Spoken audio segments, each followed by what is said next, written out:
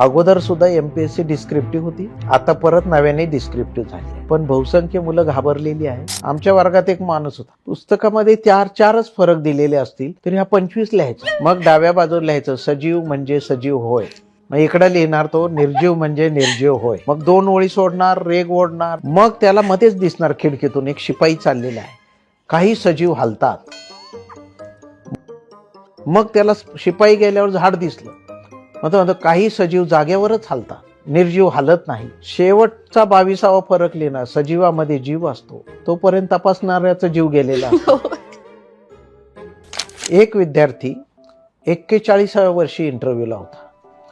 म्हणलं या वर्षी समजा तू नाही निवडला गेला तर काय करशील, तुझं काय प्लॅन आहे? नाही, या वर्षी मी सिलेक्टच होणार. तो पर्यायाबद्दल बोलत नव्हता. 3 वर्षात जर 3 अटेम्प्ट मध्ये नाही सिलेक्ट झालो आपण, तर आपण पर्याय शोधला पाहिजे. एका मुलाला मी विचारलं होतं की तुझ्या गावात कोणत्या कोणत्या जातीचे लोक राहतात. त्याने मला काय सांगितलं, मी गेले 6 महिने गावीच गेलो नाही. व्हॉट्सअप शब्द कसा लिहायचा, असं जर आपण परीक्षा घेतली एकाच प्रश्नावर, तर मला वाटतं 100 पैकी 90 मुलं नापास होतात.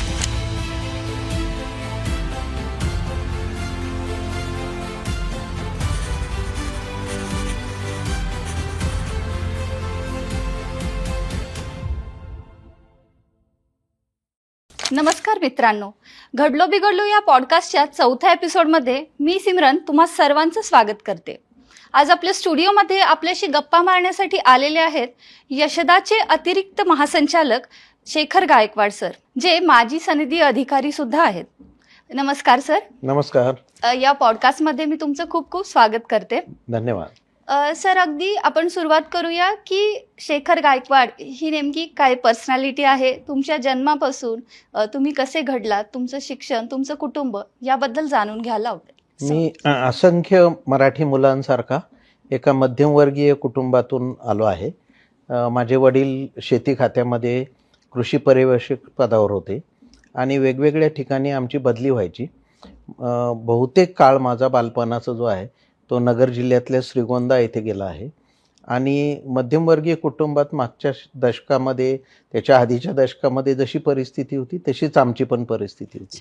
त्यामुळे फार संघर्षाचं नाही, परंतु फार चांगलं करिअर आणि बालपणसुद्धा माझ्या वाट्याला आलं असं मला विद्यार्थ्यांना सांगता येईल. 6वीपर्यंत माझी 100 पुस्तकं वाचून झाली होती. मला जो फरक जाणवतोय आत्ताच्या पिढीमध्ये किंवा जेनजी आणि आमच्या पिढीमध्ये, तो हाच वाटतो मला की फार लहानपणी फार पुस्तकं वाचत होतो आम्ही. आता ते आम्हाला अजिबात दिसत नाही. त्या तुलनेत फारच कमी आहे. वाचन फार कमी असल्यामुळे बहुश्रुतता कमी आहे. अनेक विषयांचं ज्ञान कमी आहे आणि मग ते सगळं स्पर्धा परीक्षेशी जोडलेलं आहे. म्हणजे किंबहुना मी असं म्हणेल की स्पर्धा परीक्षेची तयारी आहे ना, जाहिरात आल्यापासून वगैरे सुरू होत नाही, ती फार लहानपणापासून सुरू व्हायला पाहिजे. तुमचं अवांतर वाचन जेवढं चांगलं, तेवढं मला असं वाटतंय स्पर्धा परीक्षेतलं यश फार लवकर मिळायची शक्यता आहे तुम्हाला. तर त्या दृष्टीने मला असं वाटतं माझं बालपण इतर मुलांसारखं खेळण्यामध्ये आणि अभ्यासांमध्ये, कीर्तनं ऐकण्यामध्ये आणि चांगली व्याख्यानं ऐकण्यामध्ये गेलं. पण या सगळ्यामुळे आम्ही फार समृद्ध झालो. अनेक वेळा, म्हणजे मला वाटतंय 10वीपर्यंत किमान 100 वेळा मी पारंपरिक पण आणि सर्व प्रकारची कीर्तनं, भजनं मी ऐकली आहेत. त्या सगळ्याचा परिणाम माझ्या जगण्यावर झालाय असं मला म्हणता येईल. तुम्ही कधीपासून स्पर्धा परीक्षेच्या अभ्यासाच्या मार्गाला लागलात? कारण असा एक क्षण असतो ना आयुष्यात की आता मला हे करायचंय, तर तुम्ही कधी ठरवलं?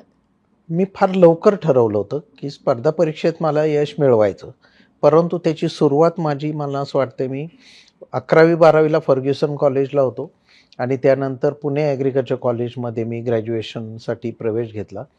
त्या पहिल्या वर्षापासूनच मी ठरवलं होतं की आत्ता आपल्याला भरपूर वेळ आहे. 80 साली मी जेव्हा BSc ॲग्रीला प्रवेश घेतला त्यावेळी पहिल्या वर्षापासून मला असं वाटतं मी अनेक पुस्तकं लिहित गेलो आणि त्या पुस्तकांमधले काही भाग हा नोंदवहीमध्ये लिहायची सवय मी लावली. ही पण सवय मला आजकालच्या मुलांमध्ये फार कमी आढळते की एखादं मार्क ट्वेनचं पुस्तक वाचलं तर मला यातला कुठला परिच्छेद आवडला आहे की नाही, PG वुडहाऊस वाचला, त्याच्यामधलं मला काय आवडलं, किंवा मराठी लेखक वाचला, त्याच्यातला मला कुठला परिच्छेद आवडला, असं मी एक चांगला परिच्छेद लिहून काढायची सवय लावली. आणि त्यामुळे माझं अक्षर पण चांगलं झालं, पण माझं वाचन पण फार बहुश्रुत असं झालं. त्याचा मला अखिल भारतीय वादविवाद स्पर्धांमध्ये आणि वक्तृत्व स्पर्धांमध्ये फायदा झाला.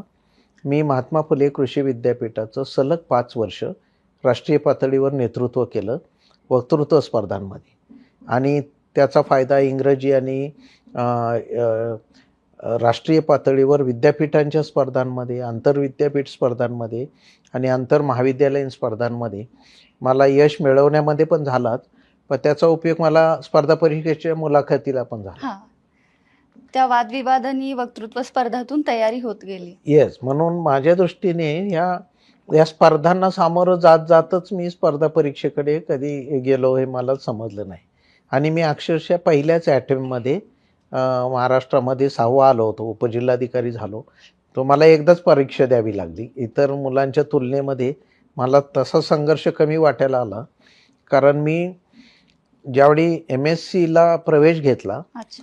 त्यावेळी पहिल्या सेमिस्टरमध्येच मी उपजिल्हाधिकारी झालो होतो. आणि म्हणजे एखाद्या पोस्ट ग्रॅज्युएशन डिग्रीला तुम्ही प्रवेश घ्यायचा आणि शिक्षकच मला सर म्हणायला लागले, आणि अशी सुरुवात नोकरीची अशी रेअरली कोणाची होत असेल, हो. तशी माझी झाली. ज्यावेळी तुम्ही UPSCची मुलाखत दिली, तर तो अनुभव कसा होता? अजून तुम्हाला ती मुलाखत आठवते का? नाही, मी UPSCची मुलाखत दिली नाही, मी MPSCची मुलाखत दिली, त्याच्यातून आणि ती मुलाखत मला चांगली आठवते अजून एवढ्या वर्षानंतर सुद्धा. मला 105 गुण होते त्यावेळी. त्या काळात 105 गुण सुद्धा फार जास्त हो. मानले जायचे, आणि महाराष्ट्रात 6वा म्हणजे हां. खूपच मोठी गोष्ट. त्यामुळे त्या मुलाखतीमध्ये 2-3 गोष्टी फार लक्षात राहण्यासारख्या झाल्या. ते म्हणजे मला एका संतांची ओवी त्यांनी म्हणायला सांगितली. बसल्या बसल्या मला त्यांनी सांगितलं, या ओवीचा अर्थ काय आहे आणि याचा शेतकऱ्यांच्या जगण्याशी काय संबंध आहे. आणि विशेषतः मी कृषी विद्यापीठातनं आलेला असल्यामुळे त्या ओवीतल्या मला दीड ओळ आठवली आणि पुढची आठवत नव्हती. मग त्यांनी ती पूर्ण केली. तर त्या मुलाखतीमध्ये जे सामाजिक प्रश्नांबद्दल मला विचारलं होतं, त्याची मला वाटते सगळ्यात उत्तर चांगली मी देऊ शकलो. वाचनाचा सगळा प्रभाव आणि डिबेटिंगचा किंवा वक्तृत्व स्पर्धांचा प्रभाव त्याच्यावर होता. आणि कमी शब्दामध्ये एखादा आशय मांडायची एक शैली भाषणामुळे आपली तयार होते. आपण जेव्हा 7 मिनिटात भाषण करायचं म्हणतो, त्यावेळी अनेक पुस्तकं वाचून आपण ते 5-7 मिनिटाचं भाषण तयार करतो. त्यावेळी काय करतो, आधी 10 पानाचं भाषण, मग 5 पानाचं, मग असं सारांश करत जातो. किंबहुना आपल्याला शाळेत सारांश लेखन जे असतं की नाही, त्याचा सगळ्यात जास्त उपयोग आपल्याला स्पर्धा परीक्षेचे उत्तरं लिहिताना होतो असं म्हणायला पाहिजे. म्हणजे विद्यार्थ्यांना हेच सांगायला पाहिजे की आपल्याला हे परीक्षेसाठी 10वीला किंवा 12वीला सारांश लेखन असतो, ह्याचा पुढे जगताना काय फायदा आहे असं नाही आहे. किंबहुना याचाच सगळ्यात जास्त फायदा स्पर्धा परीक्षांसाठी होतो, असं त्याचा अर्थ आहे. बरोबर. नुकताच MPSCचा पॅटर्न चेंज झालाय, आता डिस्क्रिप्टिव्ह झालंय, वर्णनात्मक. तर अगदी 2-3 वर्षांपासून तयारी करणारे, 4-5 वर्षांपासून पण तयारी करणारे विद्यार्थी आहेत.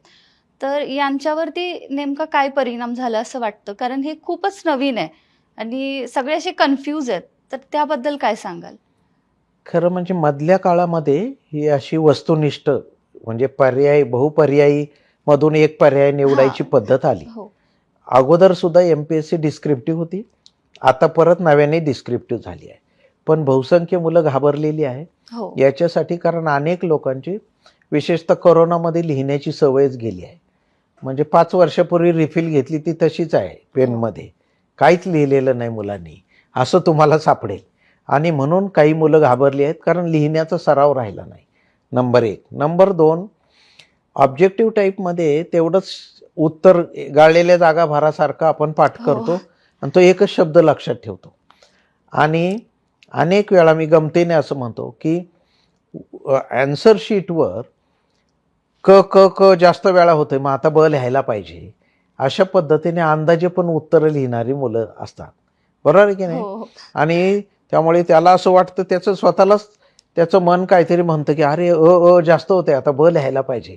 म्हणजे त्याला उत्तर कुठलं जर खरं आहे ते माहित नाही, नसतंय. पण तो अंदाजेच टाकतोय. हा. तर हे जी पद्धत आहे याच्यामुळं काही मुलं जी निवडलेली आहेत ती खरोखर अभ्यास करून आली का काय असं समाजालाही प्रश्न पडतोय हो. आणि यशोदालाही प्रश्न पडतोय.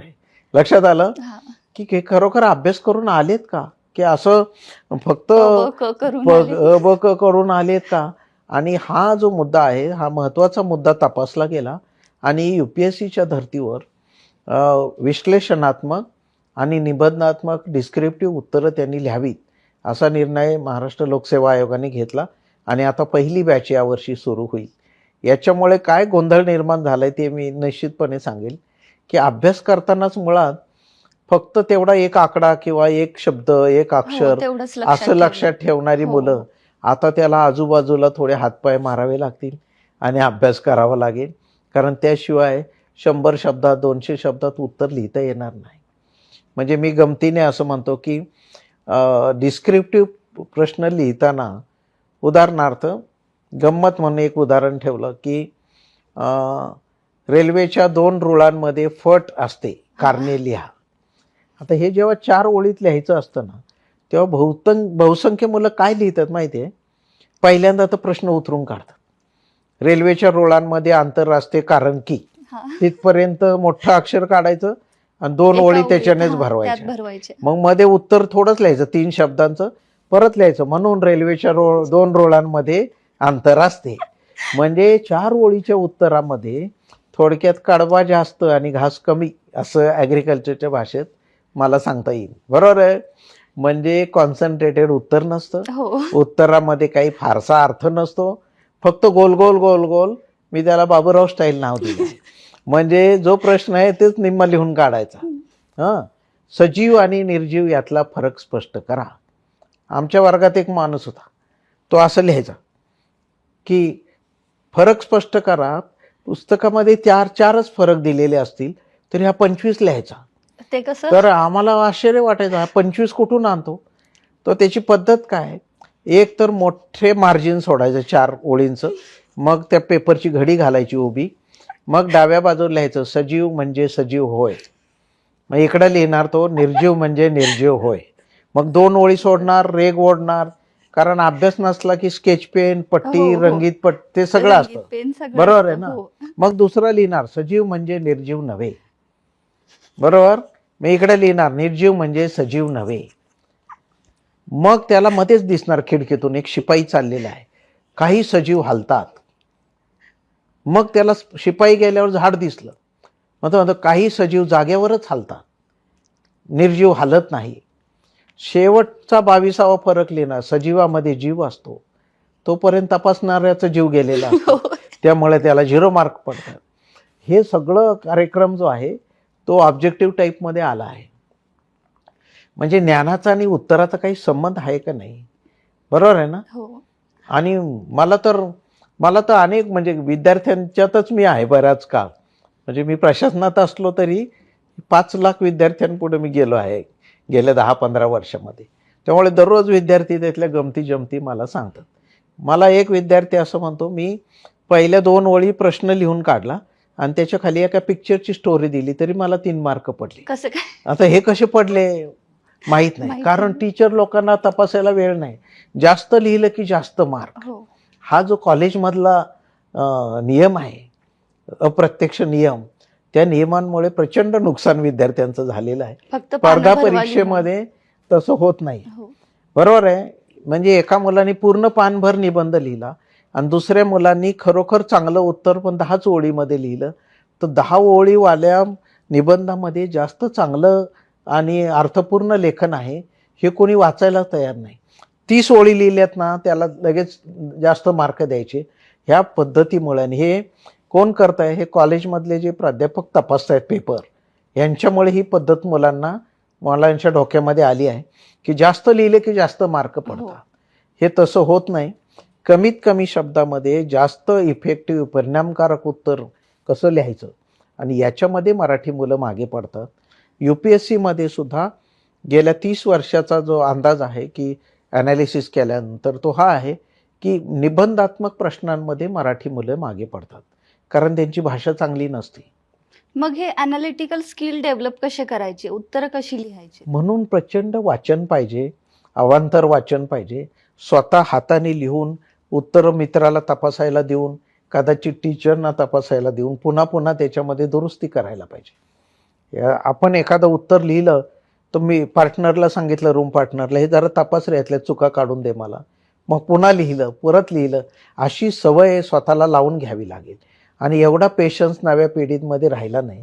त्यांना लिहायचाच एवढा कंटाळा आहे, कधी एका जागेवर बसायचा कंटाळा आहे. हो.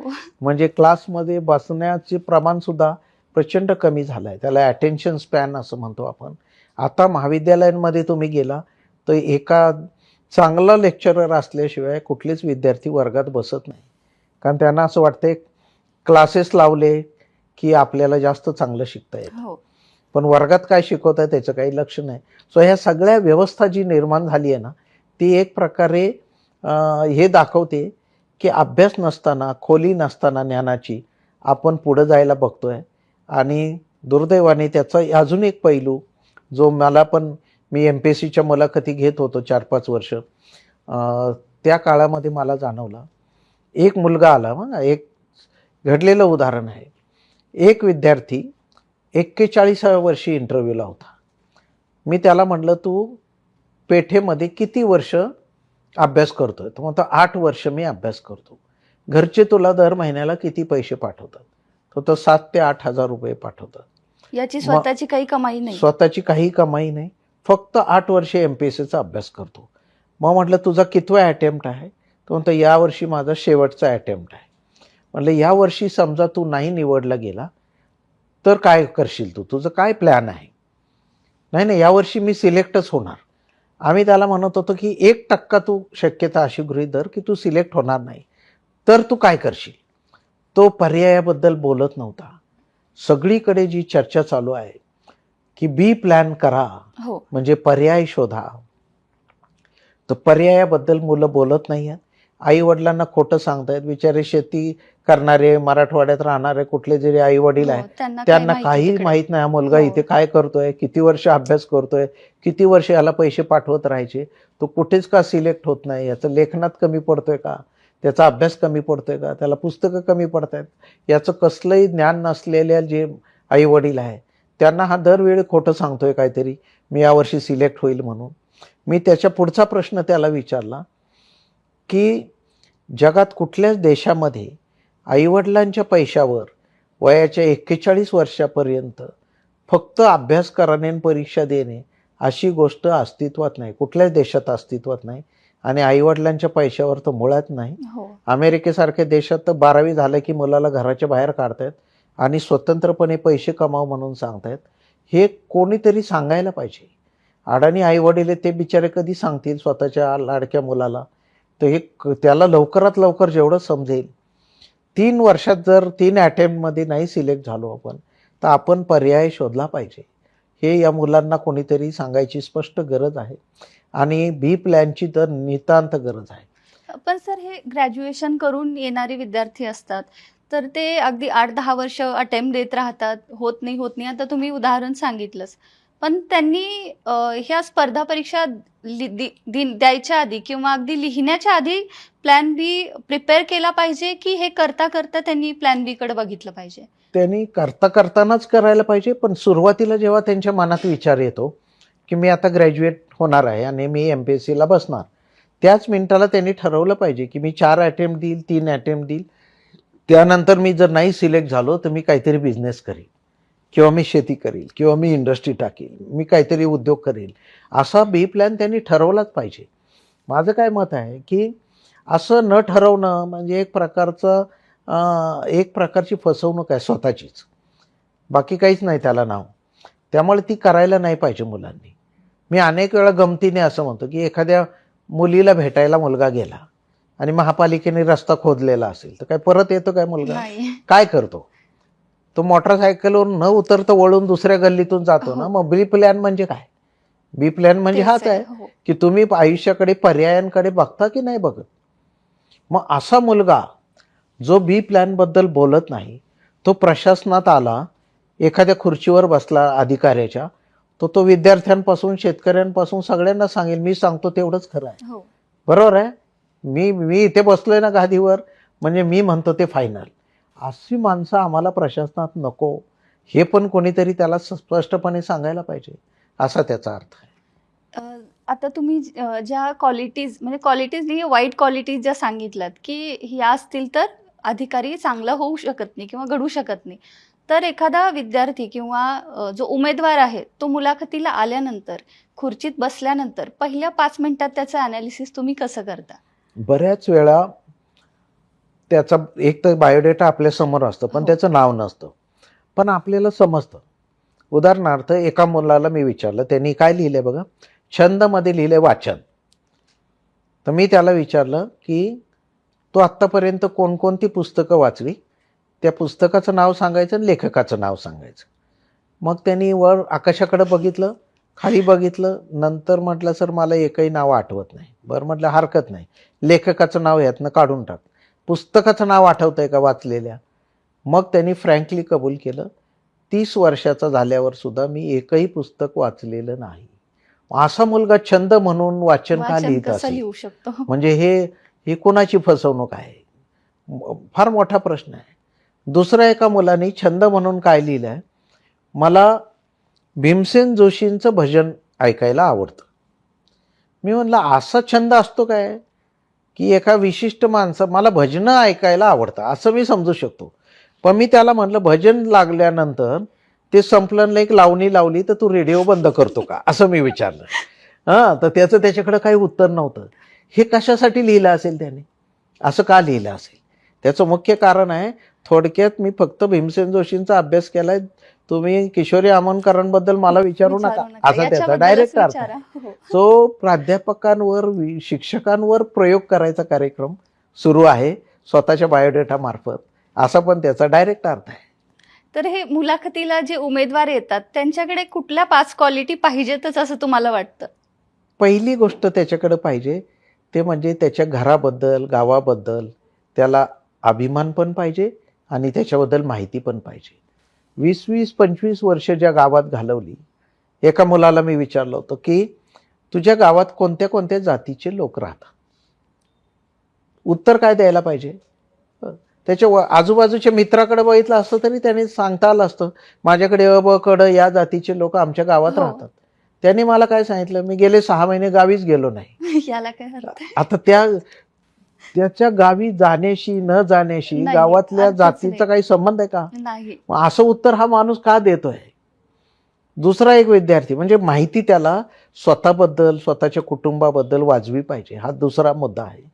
त्याला आपुलकी पाहिजे, आपला समाज, आपल्या समाजाचे प्रश्न याच्याबद्दल आपुलकी त्याच्या मनामध्ये असली पाहिजे. एका मुलाला मी विचारलं, वडील काय करतात? वडील शेती करतात. किती एकर जमीन आहे? 3 एकर जमीन आहे. आत्ता कोणती पिकं आहेत? तो म्हणतो सर कोरोनामुळे मी घरीच गेलो नाही. मी म्हटलं अरे मुलाखतीला जायच्या आधी आई वडिलांना आपण फोन करतो की मी सिलेक्ट झालोय, माझं मुलाखत आहे, आपलं शेतात काय सध्या पीक आहे मला एखाद्याच विचारतील, किती मागच्या वर्षी उत्पादन झालं हे मला विचारतील, किती ऊसापासून पैसे झाले हे मला विचारतील, ज्वारी किती तयार झाली हे मला विचारतील, तर मला ह्याची जरा थोडी माहिती देता का, असं वडिलांना विचारलं असतं की नाही?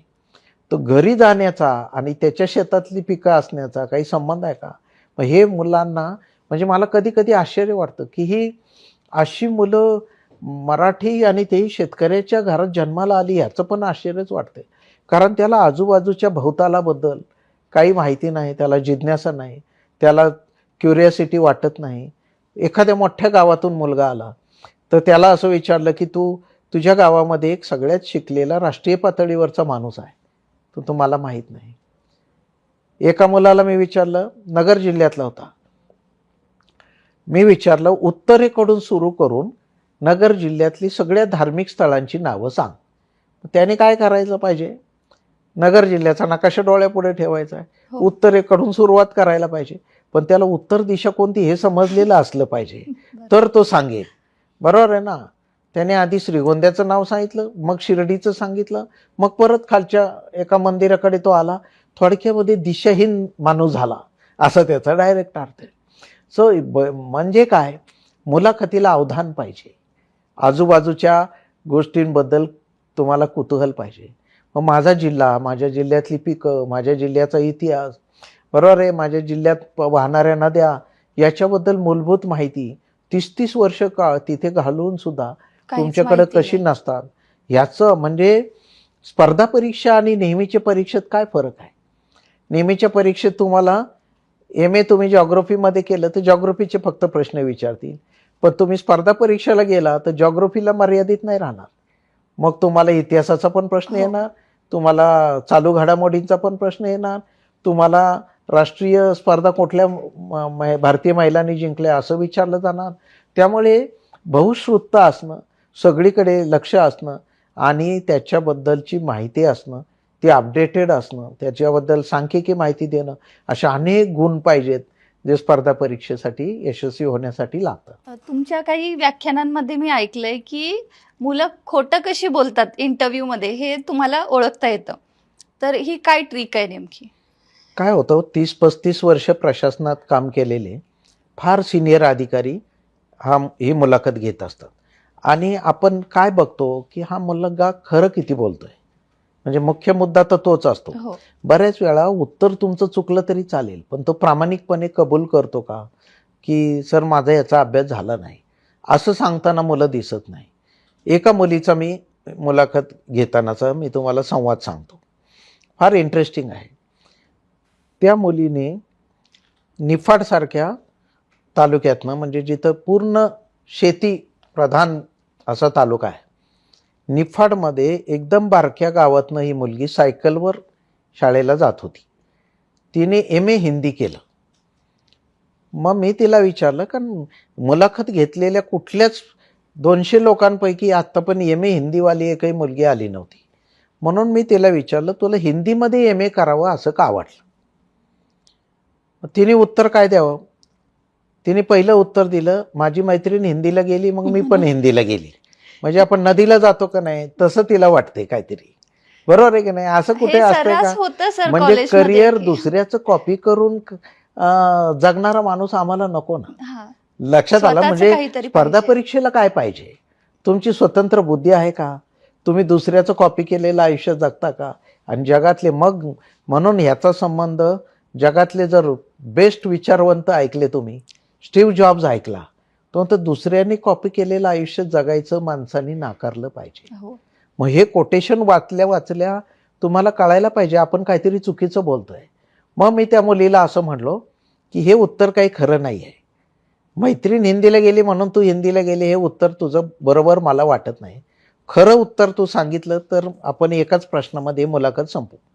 मग ती शांत बसली. तिला असं वाटलं की आता दुसरं काहीतरी विचारतील. म्हटलं ती एकच प्रश्नाचं उत्तर द्यायचं, नाहीतर आपण संपून टाकू मुलाखत. मग तिने खरं उत्तर सांगितलं. खरं उत्तर फार इंटरेस्टिंग आहे. आमच्या महाविद्यालयातल्या एका प्राध्यापकाने मला एकटीला कानामध्ये सांगितलं की आपल्या संस्थेतले हिंदीचे टीचर 2 वर्षांनी रिटायर होणार आहे. म्हणजे मुलगी 12वी मध्ये, MA होणार 5 वर्षानंतर, टीचर रिटायर होणार 2 वर्षांनी, आणि तिच्यासाठी 3 वर्ष कॉलेज, तसंच कॉलेज चालवणार शिक्षकाशिवाय, आणि मग हिला घेणार. ही कुठली माहिती आहे? बरोबर आहे की नाही? ही किती सोयीस्कररित्या मुलं त्याचा अर्थ लावतायत. ही स्वतःचीच फसवणूक आहे. बरोबर आहे की नाही? तर मला असं वाटतंय हे 1 मिनिटात उत्तर बघितल्या समजतं. आम्ही प्रशासनामध्ये आहे ना, जे येणारे गमतीशीर अर्ज गोळा करायची मला सवय लागली पहिल्यापासून. तर आम्हाला आता अर्ज वाचले समजतं हा माणूस कसा असला पाहिजे. एक मी सांगली कलेक्टर असताना पहिला जो माणूस मला भेटला तो होता सरपंच. तो मी जॉईन झाल्या आला अर्धा तासात, आणि त्याने अर्धा तास लिहिले की गावामधल्या पाणी पुरवठा योजनेत कोट्यवधीचा भ्रष्टाचार झाला आहे, त्याची चौकशी करावी. मी त्याला म्हटलं बसा, गावात पाण्याची टाकी बांधून झाली का? तो म्हटलं अजिबात नाही. पाईपलाईन झाली का? त्याला तर सुरुवात पण नाही. पंप बसवले का? नाही. मग काहीच नाही झालं तर कोट्यवधीचा भ्रष्टाचार कशात झाला ते तर तुम्हाला शोधायचं म्हणला. मग मला लक्षात आलं की राजकीय सांगली जिल्हा सुरू झाला. बरोबर आहे की नाही? हे असं का होत आहे? तर याचा अर्थ काय? मग मी त्याला असं म्हणलं, तू पडलेला सरपंच आहे का? म्हणलं हा खरं आहे.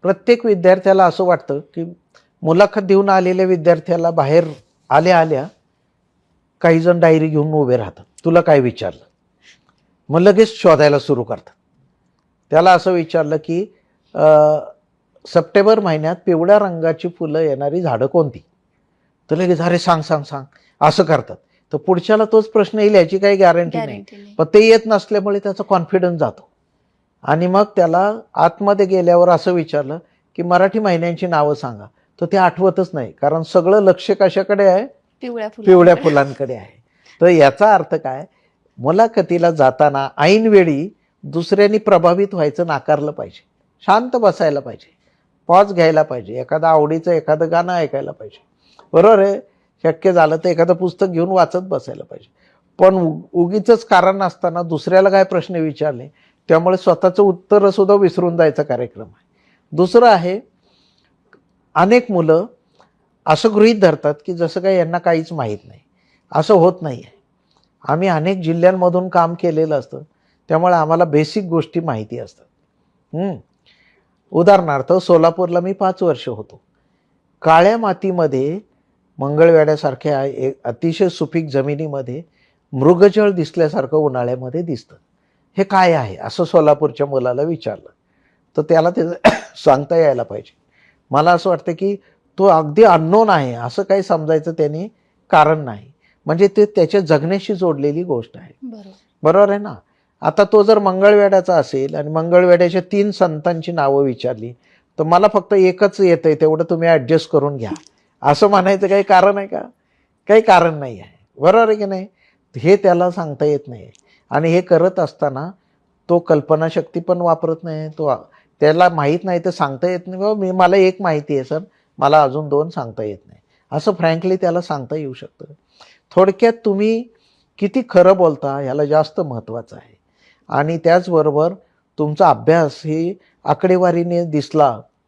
उदाहरणार्थ तुमच्या गावामध्ये दरडोई उत्पन्न किती आहे असा प्रश्न विचारला तर आयुष्यभरामध्ये या मुलाने दरडोई उत्पन्न कधी बघितलेलंच नसेल, ते वाचण्याचा पण संबंध नसेल, पण त्याला हे आकडेवारी वाचायला मिळते की महाराष्ट्राचं दरडोई उत्पन्न इतकं आहे, कोल्हापूर जिल्ह्याचं दरडोई उत्पन्न सगळ्यात जास्त आहे, सरासरी आपल्या शेतकऱ्याचं दरडोई उत्पन्न एवढं असतं, आमचं गाव तसं दुष्काळी भागात आहे त्यामुळे आमचं दरडोई उत्पन्न 18,000च्या ऐवजी 12,000च्या आसपास असेल असं मला अंदाज आहे.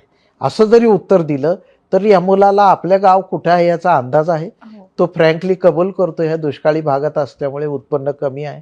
दुष्काळी भागात गाव आहे आणि त्यांनी सांगितलं 80,000 आमचं दरडोई उत्पन्न आहे. तर त्याला हे तर समजायला पाहिजे की एवढं दरडोई उत्पन्न एकाही जिल्ह्याचंही नाही राज्याचं पण नाही आहे. तर हे त्याला कळायलाच पाहिजे. तर हे आकडे सांगताना सुद्धा तारतम्य, ज्याला सेन्स ऑफ प्रपोर्शन असं म्हणतो आपण, हे त्याला यायला पाहिजे.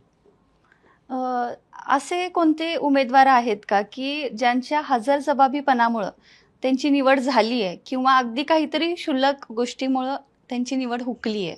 फार विद्यार्थी आहेत असे, म्हणजे काही किस्से आहेत असंख्य मुलाखती घेतल्या मी की हजरजबाबीपणे म्हणजे एक्झॅक्टली त्याला सांगता आलं की तुम्ही 3 पुस्तकांची नावं सांगा म्हटलं, तो एकदम 5 पुस्तकांची नावं सांगतोय, मी अजून सांगू का असं म्हणतो. त्यावेळी ते पॅनलच त्याला सांगतं की तेवढं सफिशियंट आहे, तेवढं पुरेसं आहे. बरोबर आहे की नाही.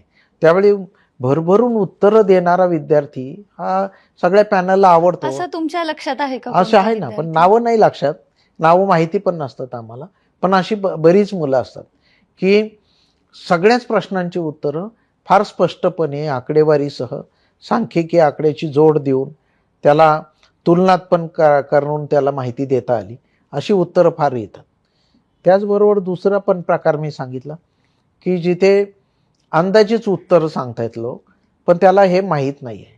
बऱ्याच वेळा त्याच्या मनामध्ये जे बसलेली गोष्ट आहे ती पूर्ण पहिल्यांदाच त्याने जेव्हा कधी डोक्यात ते फिट केलं असेल तेव्हा चुकीचं उत्तर भरून ठेवलं आहे आणि त्यामुळे तो सतत तीच गोष्ट सांगत आहे. बरोबर की त्याला असं विचारलं की पुरुष आणि स्त्री यांचे गुणोत्तर तुमच्या जिल्ह्याचं किती आहे, तर तो आता हा प्रश्न समजला नाही तर आपण समजू शकतो तसं बघितलं तर माणसं जास्तच असतात असं उत्तर दिलं. बरोबर आहे. आमच्या गावात मात्र स्त्रिया जास्त आहेत. बरोबर. नंतर असं उत्तर दिलं की कोकणामध्ये स्त्रियांचं प्रमाण जास्त आहे. मग असं उत्तर दिलं केरळमध्ये महिलांचा रेशो जास्त आहे. मग त्याला आपण जो प्रश्न काय विचारला आहे, तुमच्या गावामध्ये काय गुणोत्तर आहे ते सोडून तो बाकी सगळं सांगतोय. त्याला जे आठवेल ते सांगतोयच आहे. बरोबर आहे ना. म्हणजे मी त्यांनी एक प्रश्न विचारला तर मी 12 उत्तरं दिली असं म्हणल्यासारखंच आहे. पण ते उत्तरं रेलेव्हंट आहे का नाही, बरोबर आहे ना, ते प्रश्नाशी संबंधित आहे का नाही, हा पण त्यांनी विचार करायलाच पाहिजे. म्हणून एसे टाईप प्रश्न ज्याचा आता जे MPSCचं नवीन सिलेबस आलं त्यामध्ये ह्या सगळ्यांमुळे गोंधळ निर्माण झाला आहे. पहिली गोष्ट आत्मविश्वास नाही मुलांना लिहिण्यामध्ये. दुसरं लिहिण्याचा सराव राहिला नाही. अक्षरशः मुलं व्हॉट्सॲपची भाषा वापरत असल्यामुळे बहुतेक 90% त्यात इंग्रजी शब्द वापरत असल्यामुळे काय म्हणतात त्याला असं करण्यामध्येच 2-3 मिनटं वाया जात आहेत. आणि मग 3 ओळीचं उत्तर राहायला त्याला 12 मिनटं लागत आहेत. हे खरा प्रॅक्टिकल प्रश्न आहे. त्याला मराठी शब्दच सापडत नाही आहे. बरोबर आहे. व्हॉट्सॲप शब्द कसा लिहायचा असं जर आपण परीक्षा घेतली एकाच प्रश्नावर तर मला वाटतं 100 पैकी 90 मुलं नापास होती असं आहे. कारण त्याला व ला ह जोडायचा का ह ला व जोडायचा हेच कळत नाही आहे. त्यामुळे लिहिण्याची सवय गेल्यामुळे त्या शब्दांचं वाचन नसल्यामुळे पुन्हा अ ब कड किंवा क ख ग ग पासून सुरुवात करावी लागेल का काय असं मला प्रश्न पडतो. डिस्क्रिप्टिव्ह परीक्षांचा सर परत विषय निघालाय तर आता जी नव्यानं बॅच येईल की ही एक बॅच तर झाली, याच्यानंतरची जी येईल त्या नव्या विद्यार्थ्यांनी कशा प्रकारे या परीक्षेचा अभ्यास केला पाहिजे? पहिली गोष्ट त्यांनी थोड्या थोड्या ओळी दररोज भाषांतरित करायला पाहिजे. एखादा इंग्रजी पेपरमधला एक पॅरेग्राफ भाषांतरित करा मराठीमध्ये, मराठीतला इंग्रजीमध्ये करा. दोन्ही गुगलवर ट्रान्सलेट करून बघा बरोबर आहे का नाही. नसेल तर मित्राला तपासायला द्या, अरे तपासून दे, बरोबर आहे. डिक्शनरी घेऊन बसा. मग काही शब्द बघायला पाहिजे, आपला शब्द चुकला आपण इथे कर म्हणजे याला मराठी फार चांगला शब्द आहे, आपण इंग्रजी शब्द वापरला आहे की नाही. म्हणजे भाषेवर कंट्रोल असणाऱ्या मुलांना चांगले दिवस येतील एवढं नक्की आहे. अभ्यास आहे परंतु माध्यमच नाही आहे व्यक्त करायचं. तर मला असं वाटतंय मोठा प्रश्न आहे त्यांच्यापुढे. तिसरं आहे लिहिण्याचा सराव करावा लागेल. निबंधात्मक प्रश्न लिहावे लागतील, रेलेव्हंट लिहावं लागेल. त्यासाठी अनेक प्रश्नपत्रिका डिस्क्रिप्टिव्ह सोडवायला पाहिजे. पण सर आता ही तर पहिलीच बॅच आहे ना, मग जी दुसरी बॅच येईल त्यांना ते फायदेशीर ठरेल तितकं? दुसऱ्या बॅचला जरा सोपं जाईल. तोपर्यंत बाजारामध्ये डिस्क्रिप्टिव्ह उत्तरं लिहिलेले गाईड येतील. आता ते पण उपलब्ध नाही आहे त्यांच्याकडे. आता काय आहे, ऑब्जेक्टिव्ह टाईपची गाईड आहेत आणि डिस्क्रिप्टिव्ह उत्तरं लिहायची आहेत. हो. अगदी महाराष्ट्रातून म्हणा किंवा देशभरात ज्या काही परीक्षा निघतात तर त्याच्यासाठी लाखभर विद्यार्थी जरी परीक्षेला बसलेत तर त्यातले 99,000 हे नापास होतात, त्यातले 1000च पास होतात आणि ते अधिकारी बनतात. तर या 99,000 विद्यार्थ्यांचं नेमकं चुकतं कुठं? त्यांचं चुकत नाही, पण त्यांना स्पर्धेमध्ये जागा नाही असा त्याचा अर्थ आहे. त्यांचं चुकत नाही, नाहीतरी जागा तर फिक्स आहेत. ते आपल्याला जाहिरातीत लिहिलेल्याच असतात. यावर्षी इतके लोक उपजिल्हाधिकारी होणार, एवढी मुलं DYSP होणार, हे फिक्स आहे. तो आकडेवारी पण आधी जाहिरात वाचताना फॉर्म भरतानाच विद्यार्थ्यांना माहिती असते. त्याच्या किती पट मुलं मुलाखतीला घ्यायची हे पण फिक्स आहे. त्यामुळे याचा अर्थ काय की प्रॅक्टिकली आपण त्या वरच्या काही लोकांमध्ये आपण येत नाही हे या विद्यार्थ्यांना जाणवायला पाहिजे. त्यासाठी सगळ्यात मोठा थंब रूल हा आहे की लेखी परीक्षेतले गुण जास्त व्हायला पाहिजे. म्हणजे मग मला मुलाखतीला आता एवढेच कमी मार्क आहे, मला रिटर्नला जर जास्त असतील तर बरं होईल. मग आता असतील असं इमॅजिन करण्यापेक्षा मी मुलाखतीच्या अगोदर रिटर्नला चांगली उत्तरं लिहिली असती, मला त्याला जर जास्त मार्क असते तर मला नेमकं मुलाखतीला बोलवलंच जाईल एवढा आत्मविश्वास अनेक विद्यार्थ्यांना येत नाही असा त्याचा अर्थ आहे. म्हणजे 1 लाख मधल्या 1000 मुलांनाच हा आत्मविश्वास येतो. दुसरा मुद्दा असा आहे की असं करताना असं 1 वर्ष 2 वर्ष 3 वर्ष केलं, 4थ्या वर्षानंतर त्यांनी पर्यायांसाठी ताबडतोब कामाला लागायला प्लॅन पाहिजे. बी कडे वळलं पाहिजे. प्लॅन बी तर अगोदरच प्लॅन करायला पाहिजे. मी जर नाही सिलेक्ट झालो तर मी बिझनेस टाकणार, मी वडिलांच्या व्यवसायात मदत करणार, मी शेती करणार, मी आता हायटेक शेती करणार, मी पॉली हाऊस टाकणार, इंडस्ट्री टाकणार. आपल्याला माहीत पण नाही जगामध्ये डॉक्युमेंटेड 7,500 करिअर आहे. म्हणजे एक एक करिअर अशी जर यादी केली तर ती 7,500 एवढी भरते. तर 7,500 करिअरमधली 25 सुद्धा करिअर मुलांना माहिती नसतात. लकीली आता तुम्हाला हे गुगलवर तुम्ही जर शोधलं तर तुम्हाला माझ्या विषयाशी संबंधित अजून 200 करिअरची यादी द्या असं टाकलं ChatGPTला तरी तुम्हाला ते यादी मिळणार आहे. फक्त त्याला लागणारं भांडवल, त्याला लागणारे प्रयत्न हे तुम्हाला करावं लागेल. कर्ज घ्यायचं का, मग काय परिस्थिती आहे हे सगळं तुम्हाला तपासावं लागेल. परंतु हे ऑप्शन तुमच्या डोळ्यापुढे पाहिजे. बरोबर आहे. आपण असं करतो का की अभ्यास करताना व्यायाम करत नाही असं होतं का? नाही होत. जेवण करायचं बंद करतो का? नाही करत. गाणे ऐकायचं बंद करतो का? नाही. व्हॉट्सअप वापरायचं बंद करतो का? मग हे जर असं पॅरलली चालू आहे, बरोबर आहे ना. अभ्यास करतानाच आपण त्या काळात जेवणही करतो, थोडे गाणे पण ऐकतो, थोडं TV पण बघतो. हे जसं आहे तसं मला A पर्याय आहे, तसा B पर्याय आहे, तसा C पर्याय आहे. असे पर्यायांवर एकाच वेळी का नाही विचार करू शकत आपण? तर ते विद्यार्थ्यांनी डेफिनेटली करायला पाहिजे. किंबहुना आईवडिलांना पण विश्वासात घेऊन सांगायला पाहिजे की मी अजून 2 अटेम्प्ट चांगले देणार आहे, मला माझ्याकडनं लगेच नोकरीची अपेक्षा करू नका, मला 2 वर्षासाठी तुम्ही थोडी मदत करा, 3ऱ्या वर्षी मी स्वतःहून कुठेतरी पार्ट टाईम नोकरी करीन आणि थोडे पैसे कमावीन, म्हणजे तुम्हाला पैसे पाठवायची गरज नाही. आज बाहेर परदेशात शिकायला जाणारी मुलं बेकरीपासून पेट्रोल पंपापासून सगळीकडे काम करतातच ना, ते आपलीच मुलं आहेत. मग त्यांना त्याची लाज वाटत नाही. आपल्याला आपल्या इथे पार्ट टाईम करायला काय आपल्याला लाज वाटायचं कारण आहे?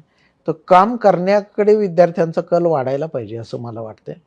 आणि बराच वेळ शिल्लक असतो. सतत काही आपण 15 तास जागे तर 15 तास अभ्यास करताना दिसत नाही. मग 2 तास तुम्ही समजा ॲग्रिकल्चरचा विद्यार्थी, तो कोणाच्या तरी घरासमोरची लॉन मी आठवड्याला येऊन तुमचं काम करून देईल असं म्हटला, तुमच्या कुंड्या मी नीट करून देतो असं म्हटला, तर त्याने त्याच्यासाठी 200 रुपये घेतले. तर माझं काय म्हणणं आहे की हे अशी सवय समाजाने सुद्धा लावायला पाहिजे आणि विशेषतः विश्वास विद्यार्थ्यांवर टाकायला पाहिजे, जेणेकरून विद्यार्थ्यांना पूर्ण वेळ आईवडिलांवर अवलंबून राहावं लागणार नाही. असं जर एक व्यवस्था निर्माण होऊ शकली तर मला असं वाटतं फक्त स्पर्धा परीक्षांवर अवलंबून राहायचं आणि त्यासाठी घरच्यांकडनं सतत पैसे मागायचे, ही व्यवस्था संपुष्टात येऊ शकेल लवकरात लवकर. दुसरा पर्याय असा आहे की स्टार्टअप कंपन्या तयार करणे. आता लकीली या पिढीमध्ये मला एक चांगलं दिसतंय की कॉलेजला गेल्या गेल्या ते शेअर ट्रेडिंगचं अकाउंट काढतायत, समजून घ्यायचा प्रयत्न करतायत, स्टार्टअप कंपनी करतायत आणि स्वतःसाठी काहीतरी धडपड करायचा प्रयत्न करतायत, पॅसिव्ह इन्कम मिळवण्याचा प्रयत्न करतायत. त्यामुळे हे काही नव्या पिढीची काही चांगली लक्षणं आहेत. त्याच्यामध्ये हे आपण म्हणतोय त्यांचं याकडे खूप कल आहे त्यांचा, की ते म्हणतात की नाही आम्हाला उलट त्यांना कमीपणा वाटतोय आई वडिलांकडे पैसे मागण्याचा. पण हे जे शहरी मुलांमध्ये आलंय ते अजून ग्रामीण मुलांमध्ये आलं नाही. किंबहुना त्यांच्या संधी पण थोड्या कमी आहेत. पण चांगलं अक्षर असणारा मुलगा असा तुमच्या पेपरकडे येतो, मी म्हणतो का माझं अक्षर चांगलं आहे, मी तुम्हाला दररोज 50 पानं लिहून देऊ शकतो, 30 पानं लिहून, मला काहीतरी काम द्या, असं म्हणणारी मुलं फिरताना दिसत नाही, कॉलेजकडे जाताना दिसत नाही. मी लॉ करतोय, मला पार्ट टाईम इंटर्नशिप कुठेतरी मिळवून द्या, मला पण थोडे पैसे कमवायचे आहेत, असं म्हणताना मुलं दिसत नाही. आणि त्यामुळे मला असं वाटतं एक प्रकारचा विसंवाद निर्माण झाला आहे की समाजातली एका थरातली मुलं पूर्णपणे आईवडिलांवर अवलंबून आणि दुसऱ्या थरातली मुलं पूर्णपणे वडिलांच्या पैशावर दिल्लीमध्ये 8-8 वर्ष राहत आहेत, महिन्याला 30,000 रुपये मागवत आहेत, त्याच्यावर 8 वर्षानंतर घरच्यांना सांगताय मी नाही सिलेक्ट झालो, तुम्हाला मी जर पाहिजे असलं जिवंत तर तुम्ही मला बिझनेस तुमचा माझ्या नावावर करून द्या. इथपर्यंत ब्लॅकमेलिंग करणारी पण विद्यार्थी आहे. आणि त्यामुळे ऑल इज नॉट वेल असं आपल्याला म्हणता येईल. आई वडील आस लावून बसतात की होईल होईल, ते पैसे पाठवत राहतात आणि मुलं काही करत नाहीत. आणि 34-35 वर्ष झाल्यानंतर मग मुली मिळत नाही, लग्न जमत नाही, हा एक नवाच सामाजिक प्रश्न तयार झाला आहे. परवा तर मला सांगितलं एकाच गावात 700 मुलं अनमॅरिड आहे. अच्छा. आता त्यांच्यासाठी एक MPSCची वेगळी बॅच घ्यावी हा. लागेल का काय, असा परिस्थिती आहे. सर, तुम्ही जिल्हाधिकारी म्हणून काम केलंय, तर तो अनुभव कसा होता? कारण MPSC दिलीत आणि त्यानंतर UPSC देऊन तुम्ही जिल्हाधिकारी झालात. तर ते कसं होतं? काही त्यावेळी स्ट्रगल फार होता सुंदर की? होता. त्याच्या अगोदर मी 24 वर्ष नोकरी केलेली होती वेगवेगळ्या पदांवर. अच्छा. मी 2दा मुख्यमंत्र्यांच्या बरोबर पण काम केलं होतं. त्यामुळे जिल्हाधिकारी म्हणून काम करताना एक प्रकारचा आत्मविश्वास तर होताच होता. परंतु जिल्हाधिकारी सांगली पदावर रुजू होण्यापूर्वी लोकांसाठी मला काय काय काम करायचं, एक त्याचा अजेंडा घेऊन मी गेलो होतो. आणि ह्याचा मला असं वाटतं मला सगळ्यात जास्त उपयोग झाला. बहुतेक वेळा अधिकारी जे ठरवतात अमुक गोष्ट करायची, ती गोष्ट त्यांची 2-2.5 वर्षाच्या कालावधीत पूर्ण होत नाही आणि त्याचं काहीतरी काम अधूर्ण राहतं, अपूर्ण राहतं. मी प्रयत्न केला की पहिल्या दिवसापासून या गोष्टी झपाट्याने करायच्या आणि अनेक चांगली कामं मी सांगलीच्या लोकांसाठी करू शकलो. सांगली ब्रँडिंग मी करू शकलो. मी लातूरला ट्रेननी पाणी करण्यामध्ये माझं महत्त्वाचं योगदान राहिलं की मिरज ते लातूर जलदूत ट्रेनने आपण 110 दिवस ट्रेन चालवली आणि 26 कोटी लिटर पाणी आपण लातूरकरांना पिण्याचं पाणी पोहोचवलं. जगाच्या पाठीवर अशी घटना जगात कुठेही कधीही घडलेली नाही. संपूर्ण मानवी इतिहासामध्ये 400 किलोमीटर अंतरावर प्यायचं पाणी पूर्ण ट्रेन भरून नेलं असं एकही उदाहरण नाही. नाही, नक्कीच. म्हणून BBC पासून सगळ्या जागतिक माध्यमांनी त्याची दखल घेतली. फार कमी वेळामध्ये हा प्रयोग आम्ही यशस्वी करू शकलो. भरपूर त्याच्यामध्ये संकटं आली, परंतु एका 7 दिवसाच्या कालावधीमध्ये रेल्वेच्या 10 रुळांच्या खालून पाईपलाईन करणे, विहिरी स्वच्छ करणे, पूर्ण त्याचं पंपिंग सिस्टम निर्माण करणे, 100पेक्षा जास्त लोकांनी 10 दिवस रात्रंदिवस काम केलं आणि मग पहिल्यांदा कुठेतरी ट्रेनने पाणी जाऊ शकलं. सो अशा प्रकारची व्यवस्था निर्माण करण्यामध्ये एक मोठा कस प्रशासकाचा लागतो आणि तो आमचा लागलाच होता. परंतु जेव्हा प्रयोग यशस्वी झाला त्यावेळी मला असं वाटतं लातूरकरांच्या मनामध्ये याच्या एवढे चांगलं आता काही मेमरीमध्ये नाही की एवढ्या लांबून प्यायचं पाणी पण येऊ शकतं. असं एक जागतिक पातळीवर सुद्धा प्रशासकांमध्ये आत्मविश्वास निर्माण झाला. प्रिटोरिया नावाची जी आफ्रिकेची राजधानी आहे दक्षिण आफ्रिकेची, तिथे मोठं पाणी संकट निर्माण होणार अशी बातमी नंतर आली आणि या प्रयोगाचा पण दाखला दिला गेला की एक वेळ पाणी नसेल तर आपल्याला 1000 किलोमीटरपर्यंत पाणी आणू शकतो आपण, असा त्याचा डायरेक्ट अर्थ होता. त्यामुळे मला असं वाटतं एक मानवी श्रमांमधलं आणि प्रशासकीय प्रयोगांमधलं एक चांगलं उदाहरण म्हणून या प्रयोगाकडे बघता येईल. सांगली ब्रँडिंगमध्ये मी सांगलीकरांना त्यांच्या चांगुलपणाला आवाहन करून अनेक चांगल्या गोष्टी करू शकलो. कृष्णा नदीवरचा माई घाट विकसित केला. मी सांगलीचे महत्त्वाची ऐतिहासिक आणि सांस्कृतिक स्थळं आहेत त्यांना ब्रँडिंग केलं आणि सांगली आपली चांगली नावाने आपण त्याच्याकडे सगळीकडे तुम्हाला रस्त्याने सुद्धा वारणा धरण इकडे आहे, खरसोंडीची यात्रा इकडे भरते, अशा प्रकारचे माइलस्टोन तुम्हाला रस्त्याने बघायला मिळतील. इस्लामपूर हे शहर पूर्ण वायफाय करण्यामध्ये पहिला प्रयोग आम्ही तालुका प्लेस पर्यंत जाऊन हा प्रयोग आपण करू शकलो, तो माझ्या काळामध्ये झाला. त्याचबरोबर सगळ्यात उल्लेखनीय काम जे स्वातंत्र्यानंतर सगळ्यात चांगलं काम म्हणता येईल की अग्रणी नावाच्या नदीचं पुनर्जीवन, 55 किलोमीटर नदी पुन्हा 200 वर्षानंतर वाहती करायचं काम माझ्या काळामध्ये झालं. आणि याचा मला स्वतःला अभिमान आहे की पहिल्यांदा असं झालं की मुंबईला पोट भरायला गेलेली असंख्य माणसं सांगलीमध्ये परत आली, परत आता चांगली शेती करायला लागली. 28,000 विहिरींना पाण्याची पातळी प्रचंड वाढली. एका प्रयोगामुळे जलसंस्कृती कशी बदलते याचं मला असं वाटतंय स्वातंत्र्यानंतर तर सगळ्यात चांगलं उदाहरण म्हणजे हे अग्रणीचं पुनर्जीवन आहे. त्यामुळे अनेक दृष्टीने हे उल्लेखनीय ठरलं. रंग महसुली नावाने महसुली प्रदर्शन कलेक्टर ऑफिसमध्ये आपण कायमस्वरूपी निर्माण केलं आहे. तलाठ्यांपासून भारतातल्या कलेक्टरांपर्यंत कोणालाही जमिनीची कागदपत्र कशी असतात, जुन्या पद्धतीत कशी ठेवली जात होती, अशी असंख्य कागदपत्र आणि गोष्टी ह्या भिंतीवर आलेल्या आपल्याला दिसत आहेत. तर त्यामुळे मला असं वाटतं की पूर्वतयारी करून जर प्रशासकीय अधिकारी गेले तर कदाचित लवकर न्याय जनतेला मिळू शकतो. आणि अशी असंख्य कामं माझ्या हातून अक्षरशः घडून घेतल्याप्रमाणे झाली असं मी म्हणू शकेन. सर, महाराष्ट्र हा साखरपट्टा आहे, तर साखर आयुक्त म्हणून काम करतानाचा तुमचा अनुभव कसा होता?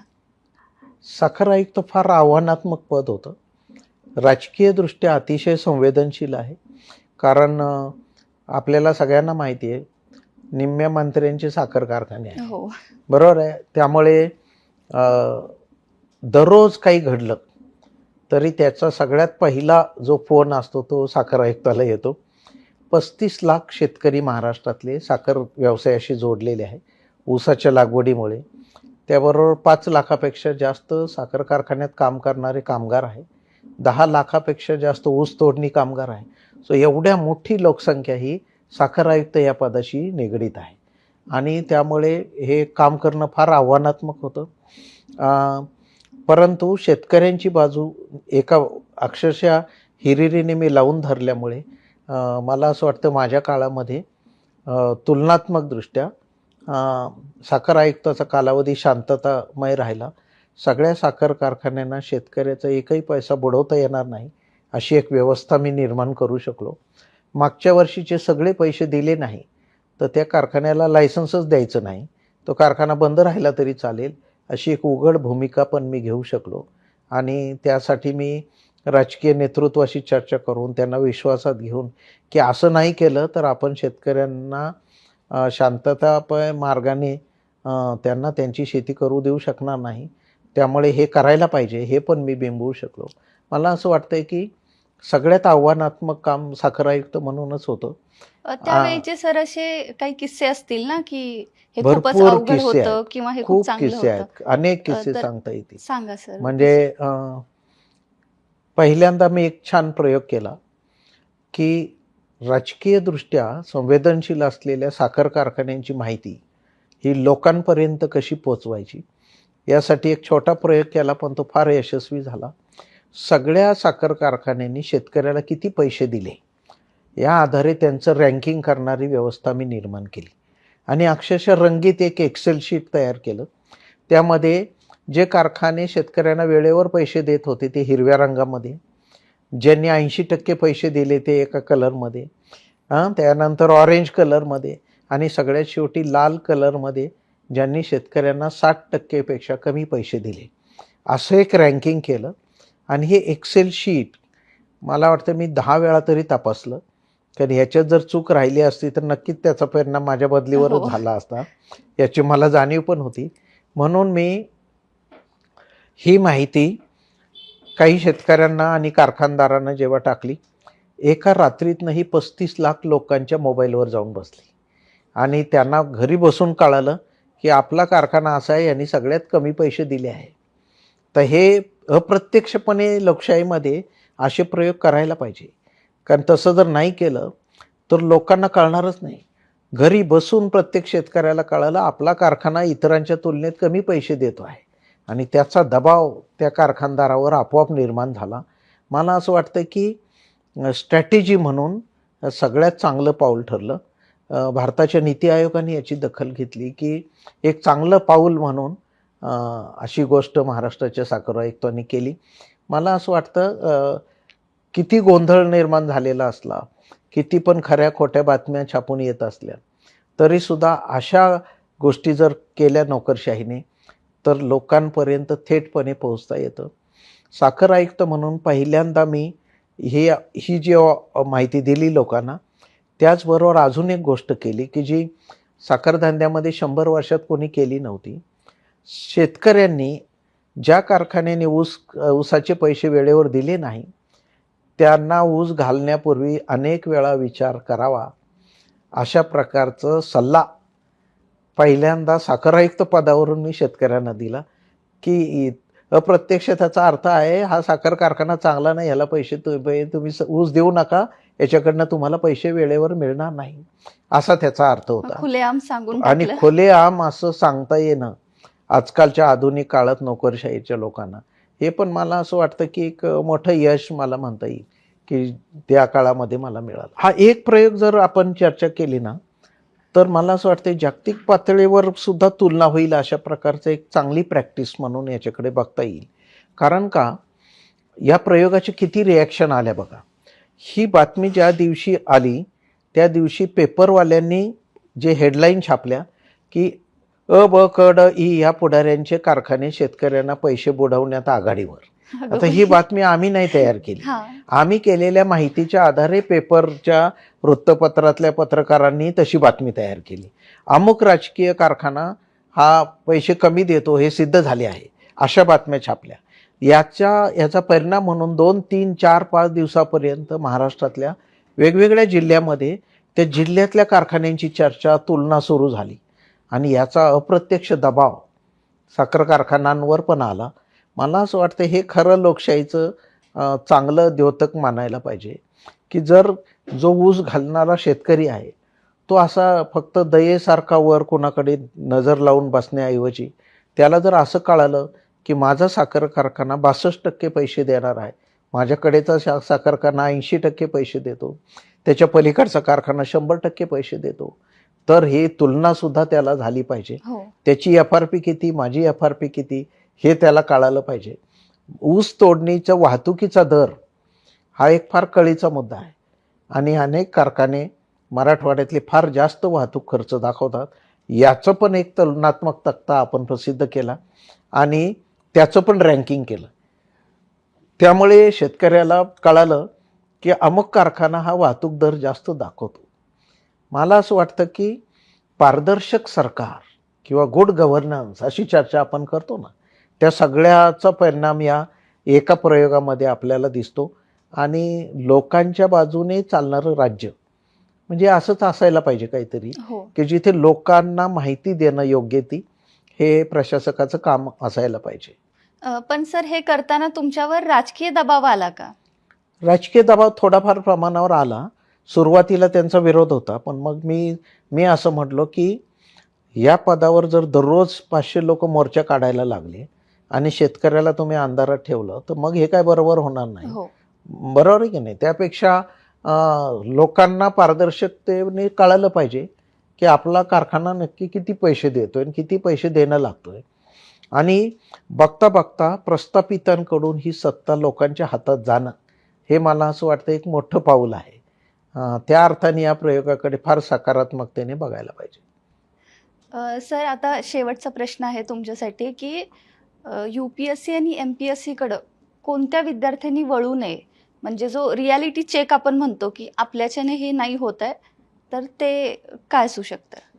पहिला चेक होऊ शकतो, सलग 2 वेळा प्रिलिम नापास झाला तर मुख्य परीक्षेकडे जायचाच रस्ता बंद झाला, तर आपण 2 वर्ष वाया घालवली आहेत. आता आपण बिझनेस करू किंवा पार्ट टाइम नोकरी करू आणि मगच तिसरा अटेम्प्ट देऊ. हा पहिला सिग्नल त्याला जो मिळतोय तो प्रिलिम परीक्षा नापास झाल्यावर मिळतोय. दुसरा अटेम्प्ट त्याने काय करायला पाहिजे, काही मुलं मी फक्त UPSC करणार म्हणून 7-7 वर्षे MPSCला बसत नाही आणि आता UPSCत आपण माघारी पडतोय किंवा मागे राहतोय असं लक्षात आल्यावर ही मुलं मग MPSCचा विचार करायला लागतात. एकाच वेळी दोन्ही परीक्षा देता येतात ना. अभ्यासही आता तर दोन्हीचं सिलेबस पण सेम आहे. असं काय वेगळं आहे की तुम्हाला मी करणार तर फक्त UPSC करणार, मी करणार तर फक्त MPSC करणार? काही गरज नाही. येईल त्या परीक्षेला बसा ना. छोटं पद असू दे, मोठं पद असू दे, जो एक आत्मविश्वास निर्माण होईल.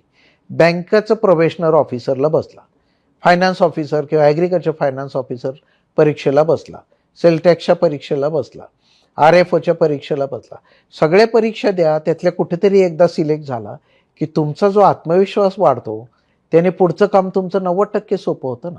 पुढच्या मुलाखतीला तुम्ही अधिक आत्मविश्वासाने सामोरं जाता. तसं न करता मुलं स्वतःला बांध घालून घेत आहेत, स्वतःच्या मनामध्ये कप्पे तयार करत आहेत की मी अमुकच करायचं ठरवत आहे. कोणीतरी जवळचे मित्र किंवा मैत्रिणी त्याला सांगतात नाही नाही तू झालं तर DYSPच होणार, त्याला बॉडी बघून असं वाटतंय की बॉडी बघून मला DYSP करतील. बरोबर आहे की नाही? हो. तो जिम करत असतो, त्याला कोणीतरी चढवण्यासाठी सांगतंय की तुझी बॉडी चांगली आहे, तू खरं म्हणजे तू कशाला क्लास 2 होतो, तू DYSPच व्हायला पाहिजे. मग त्या रात्रीपासून तो स्वतःला युनिफॉर्ममध्ये स्वतःकडे DYSP म्हणून बघायला लागतोय. बरोबर आहे ना? दुसऱ्यांच्या बुद्धीने विचार कर हा, आणि म्हणून हे दुसऱ्याच्या बुद्धीने विचार करायचं बंद करायला पाहिजे. आत्मपरीक्षण करायला पाहिजे. खरं बोलणारे मित्र जोडायला पाहिजे. असं बरंच गणित हे कॉम्प्लिकेटेड आहे.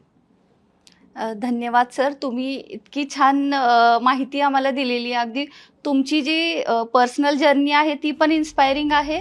तर पुन्हा एकदा तुमचे आभार मानते घडलो बिघडलो या पॉडकास्टमध्ये आल्याबद्दल. अरे वा, थँक्यू. आभारी आहे.